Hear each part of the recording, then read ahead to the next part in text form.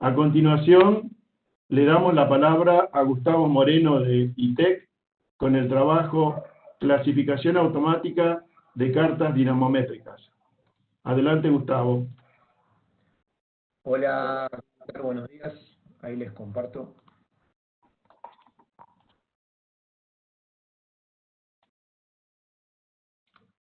No sé si ya están pudiendo ver. Perfecto. Sí, bueno, perfecto. Bueno, gracias. En esta charla yo les voy a presentar una iniciativa en la que estuvimos trabajando junto con Abel Garris, que tiene como objetivo generar una serie de herramientas para poder diagnosticar de manera automática pozos que tienen un bombeo mecánico como sistema de extracción. Para eso esencialmente lo que es necesario hacer es clasificar de manera automática las cartas dinamométricas, que son esencialmente lo que uno mide en el pozo y que tiene como información como para poder tomar decisiones sobre este sistema de extracción. Como probablemente algunos de ustedes no estén familiarizados con el bombeo mecánico, un breve repaso de qué es lo que uno dispone como dato para diagnosticar este tipo de sistema de bombeo.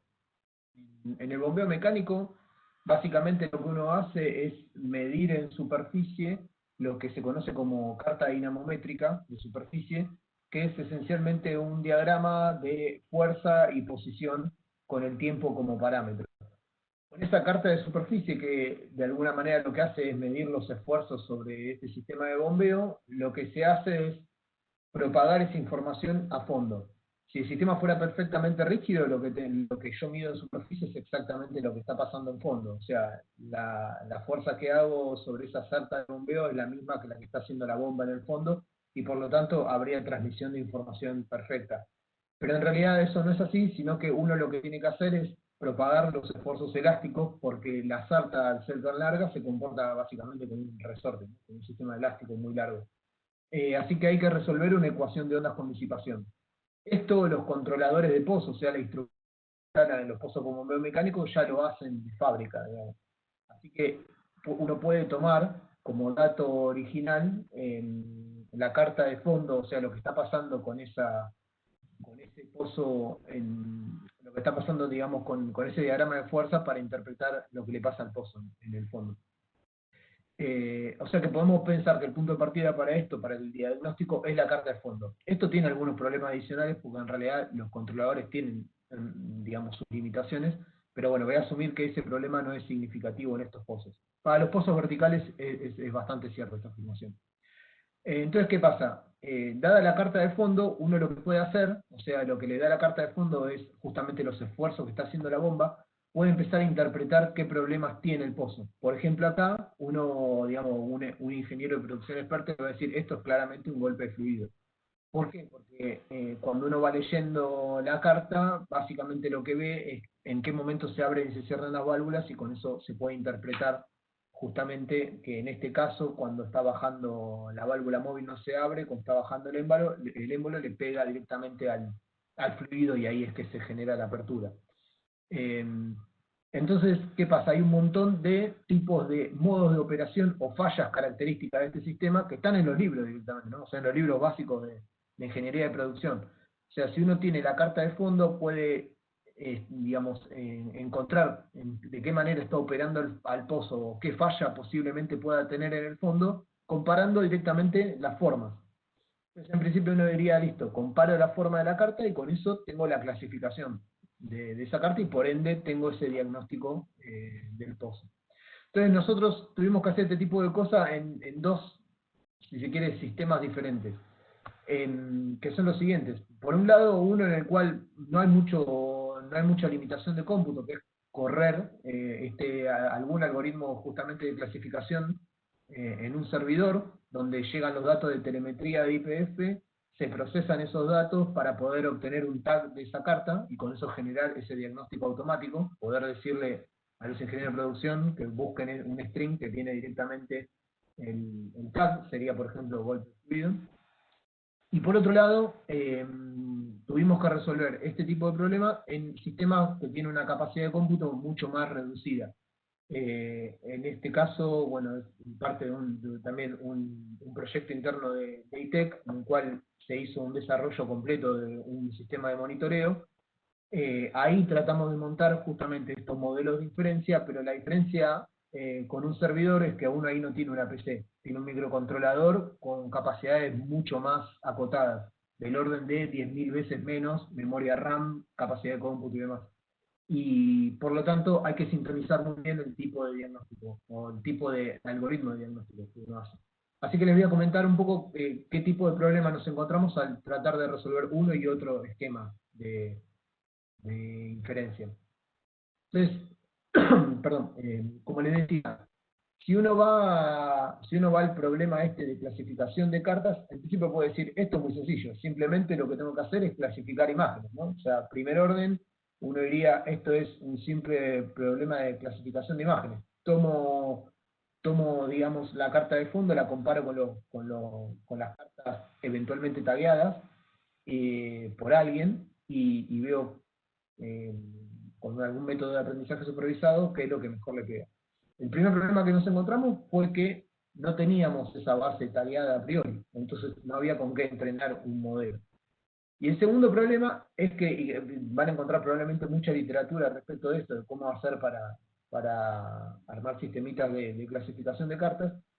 El segundo problema, que por ahí no está tan bien discutido, es que las fallas o el tipo de cosas que uno encuentra en los pozos no aparecen de a una.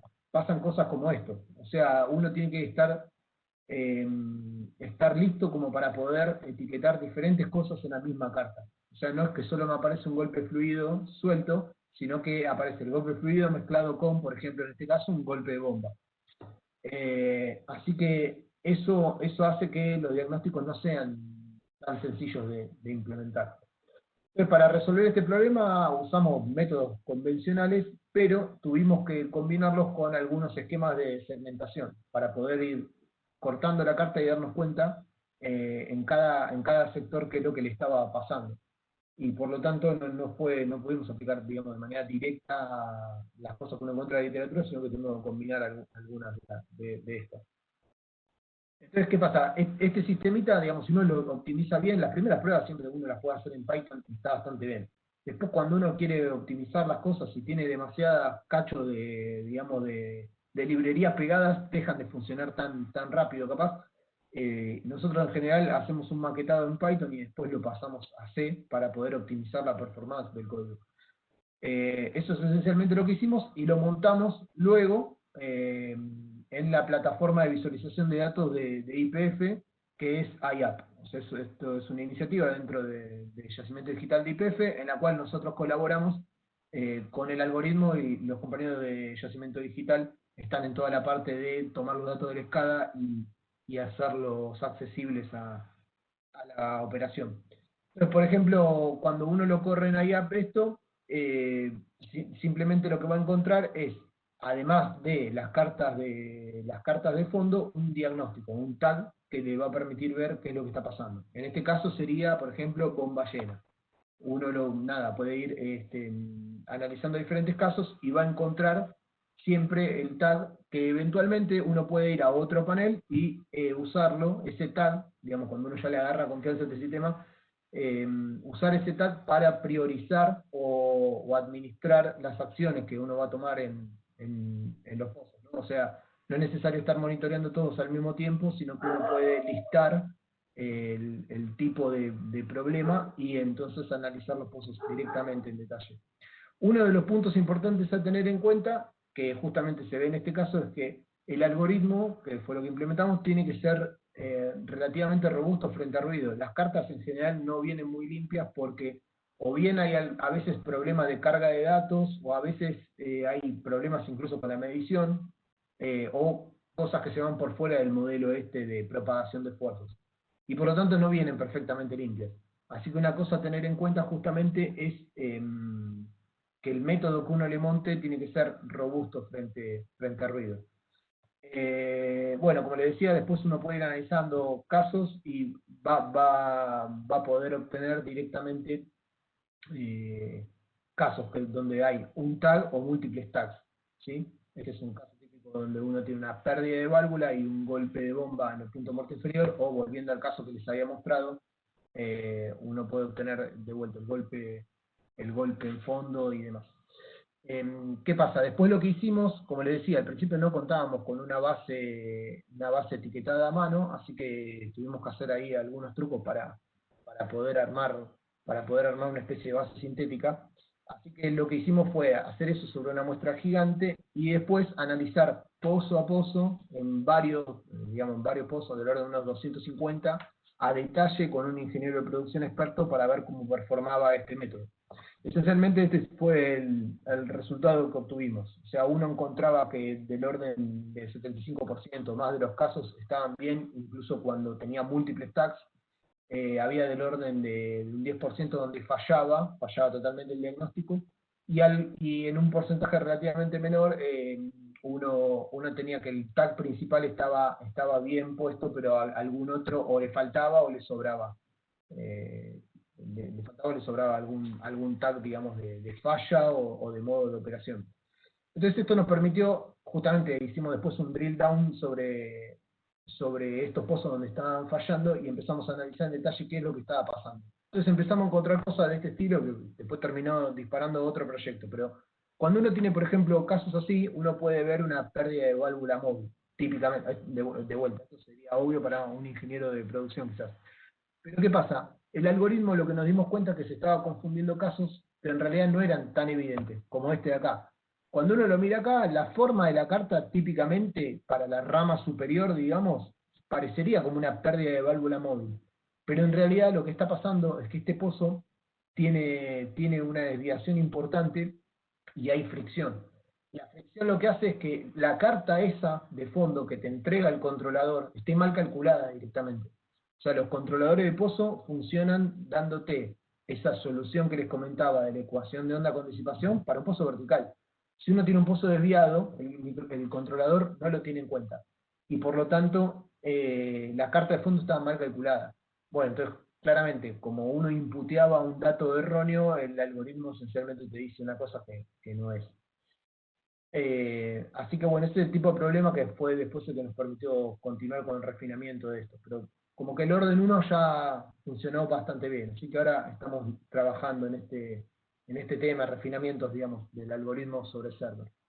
Y por otro lado les comento, porque creo que es interesante, la parte de diagnóstico con capacidad de cómputo reducida. Esto fue, por ahí, nosotros veníamos trabajando un poco en este desarrollo, digamos, de dispositivos, y está bueno porque es desafiante en el sentido de que uno no es que puede de vuelta, no puede usar librerías así nomás porque no tiene una computadora donde correrlo. Entonces, así que realmente hay que después hacer una sintonía fina entre los algoritmos que uno usa para poder ejecutarlos en estos sistemas de capacidades reducidas. Así que la primera pregunta que nos hicimos fue, bueno, ok, no vamos a poder correr el mismo algoritmo, pero podemos por lo menos estimar si estamos en condición de falla o de operación normal, porque eso para un dispositivo que corre en un pozo ya me da bastante información. En particular, si detecto que tengo una falla importante, puedo parar el pozo, solamente estimándolo en el dispositivo. Así que eso fue lo que intentamos hacer, y para lo cual, esto probablemente les pueda servir, lo que terminamos armando fue un tablerito, y tomamos una base de datos relativamente grande y la tagueamos a mano. O sea, nos armamos un tablero de esto es una falla, esto no, o sea, sirve, no sirve, la carta dinamométrica, la base era bastante fea, y a partir de esa base fuimos tagueando sirve, no sirve, o sea, hay falla, no hay falla, para poder luego entrenar un método de aprendizaje supervisado y entrenar un modelo que se pueda montar finalmente sobre un dispositivo. Así que lo que hicimos esencialmente en este caso fue entrenar un modelo en una PC y después optimizar mucho la ejecución de ese método de clasificación y montarlo sobre el microcontrolador.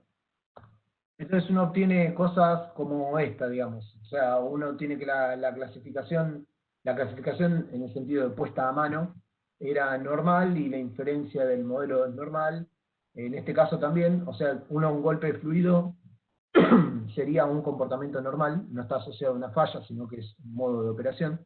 Pero en este sí, porque por ejemplo tendría una pérdida de válvula móvil, ¿no? De vuelta, acá es como una especie de imagen pixelada, porque no podemos tomar la imagen completa dentro del micro, no alcanza ni siquiera la RAM para hacerlo.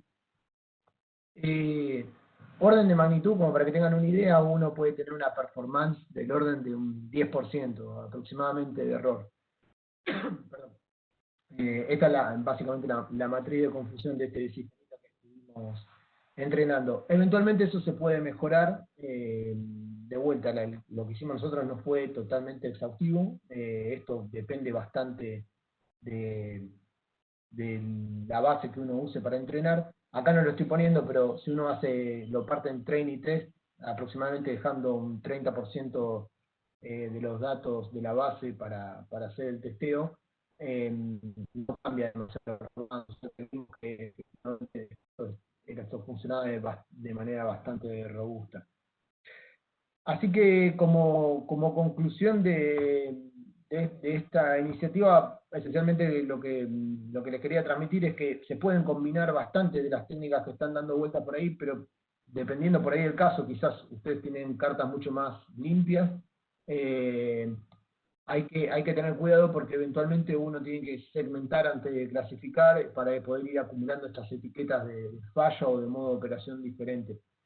Y por otro lado, si uno solamente está preocupado por una clasificación binaria, se puede llegar a hacer algo de muy bajo peso. O sea, en el caso de servidores, nosotros con esto sistemita utilizado, terminábamos poniendo tags del orden de 4 a 4 cartas por segundo. En cambio, en uno de estos dispositivos, esa clasificación, que incluso de bajo peso tarda del orden de un segundo en ejecutarse.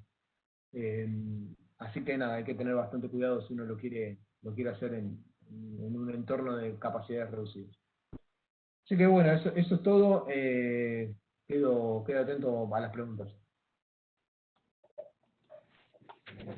Gracias, Gustavo, muy interesante la presentación. Yo tengo una pregunta. ¿Ustedes físicamente cómo hacen? ¿Sacan la carta de forma manual o es transferida en forma electrónica al correcto. sistema, lo colecta el programa? La carta, o sea, todas las cartas con las que estamos trabajando están en el SCADA de YPF. O sea, son cartas que toma el RPC, las transmite al SCADA y quedan historizadas. O sea, después se consultan de manera automática, digamos. Y dentro del porcentaje ese, creo que era un 20% de las fallas, en donde Sí. vos especificaste que habían problemas con los pozos dirigidos de mayor ángulo que no eran verticales. No se puede hacer una clasificación inicial, estos son pozos horizontales o de alto ángulo, y con eso mejorar el método. Correcto, exacto. Justamente lo que estábamos ahora empezando a trabajar, el proyecto quedó, digamos, detenido por un tiempo, ahora lo estábamos retomando, es justamente a filtrar un poco mejor antes de comenzar, para poder mejorar incluso la performance, porque todavía hay muchas cosas mezcladas, digamos. Así que eso es lo que estamos haciendo ahora, y no solo eso, sino que, como te decía, este tema de pozos dirigidos terminó disparando un proyecto en sí. En particular, en YPF vieron que hay un desarrollo muy grande del no convencional, el Loma Campana, donde todos los pozos son direccionales. Hay mucho bombeo mecánico ahí, así que con Abel también estuvimos trabajando en un modelo para hacer este cálculo de la dinamometría de fondo para pozos desviados. Y bueno, terminamos armando un modelo completo de esto, así que justamente lo que vamos a poder hacer ahora es tomar la carta de superficie, calcular la carta de fondo bien calculada, o sea, teniendo en cuenta todas esas distorsiones que te genera el desvío de pozo, y con esa carta de fondo ya corregida, sí pasársela al clasificador. O sea, el clasificador, si vos le das la carta de fondo real, está bien. El problema acá es que llega mal calculada por el controlador de pozo. Así que también estamos justamente en ese paso, ¿no? Estamos acoplando la corrección al clasificador. Bueno, te paso otra pregunta de Matías Nazca. ¿Qué algoritmo de clasificación usaron? ¿Cuál es el volumen de cartas que usaron para entrenarlo? Eso creo que antes había dicho cuántos habían usado, pero el algoritmo, que también lo preguntó Bruno. Sí, mira, en realidad no es que usamos uno, sino que usamos varios algoritmos. O sea, ahí de vuelta tiene que ver un poco qué es lo que uno quiere hacer. O sea, usamos algoritmos de diferente tipo, varios de segmentación y varios de clasificación. Desde Nearest Neighbors hasta redes. Van a tener que probablemente usar una combinación de cosas.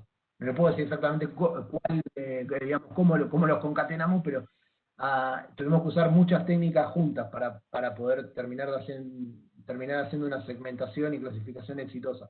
Y de orden de magnitud estamos poniendo del orden de algunos miles de cartas. Con eso típicamente uno termina barriendo los problemas genéricos que se tienen. Ahí también, de vuelta, importa bastante si uno quiere contemplar todas las fallas, probablemente la tiene que crecer la base. Ya eso uno lo puede tener pensado de entrada e ir agregando justamente comportamientos distintos a medida que uno los quiere llegar a tener en cuenta, dejarlo pensado de entrada y crecer la base después directamente. Usaron una arquitectura CNN ya conocida, ResNet, BGG, AlexNet, etcétera, o diseñaron alguna nueva de ustedes. No, Ezequiel Neitzel. Lo diseñamos. Lo diseñamos con algunas cosas medio inspiradas en redes convolucionales, pero sí, lo diseñamos nosotros. La última matriz de confusión muestra que la data del modelo está bastante balanceada, en falla Sí. o no falla. ¿Eso Sí, es un correcto. funcionamiento normal o en realidad eso es más de balanceado o son más las cartas sin falla? Esto lo pregunta Juan Ignacio Donato. No, esto es una base bastante parcial donde nosotros justamente quisimos tomar digamos una cantidad que esté balanceada justamente como para no tener no estar digamos clasificando, digamos, haciendo una especie de overfitting sobre algún tipo de caso, tipo falla o no falla.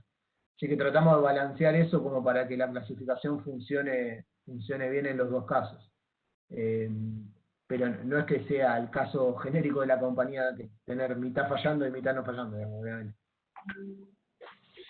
Si bien vos sos, por lo que veo tu perfil es más técnico, hay una pregunta, ¿en cuánto cuesta instrumentar por pozo? Si tenés idea de esto. ¿Cuánto cuesta instrumentar?